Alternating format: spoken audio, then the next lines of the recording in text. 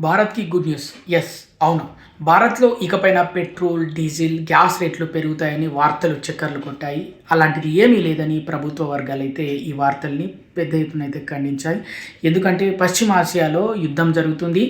Iran మరియు Israel మధ్య యుద్ధం జరుగుతుంది. అమెరికా ఇజ్రాయెల్‌కి సపోర్ట్ చేస్తుంది. ఈ నేపథ్యంలో ఇరాన్ ఏం చేసిందంటే హార్ముజ్ జలసంధి ద్వారా ఏవైతే నౌకలు వెళ్తాయో ముడి చమురు అలాగే పెట్రోల్, డీజిల్ వీటికి సంబంధించిన నౌకలు వెళ్తాయో వాటిని అక్కడే ఆపేసింది. కానీ ఇప్పుడు ఆ నిబంధనల్ని ఎత్తివేసింది. దాదాపు భారత్‌కి సంబంధించిన 36 నౌకలు, 24 ఆయిల్ ట్యాంకర్స్ అయితే ఉన్నాయి. అవైతే ఇప్పుడు ఇండియాకి యథావిధిగా రానున్నాయి.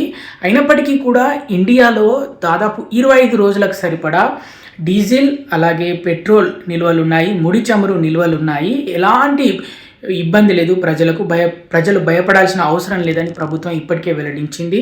ఇంకొక విషయం ఏంటంటే మనకి కేవలం 40% మాత్రమే ముడి చమురు హర్ముజ్ జలసంధి ద్వారా వస్తుంది. ఇరాన్ నుంచి అక్కడి నుంచి మాత్రమే వస్తుంది. మిగతా 60% వివిధ ప్రాంతాల నుంచి అయితే వస్తుంది. కాబట్టి ప్రజలు ఇబ్బంది పడాల్సిన అవసరం లేదు, టెన్షన్ పడాల్సిన అవసరం లేదు అని అయితే ప్రభుత్వ వర్గాలు వెల్లడించాయి. సో ఇది భారత్‌కి పెద్ద గుడ్ న్యూస్ అనే చెప్పుకోవాలి.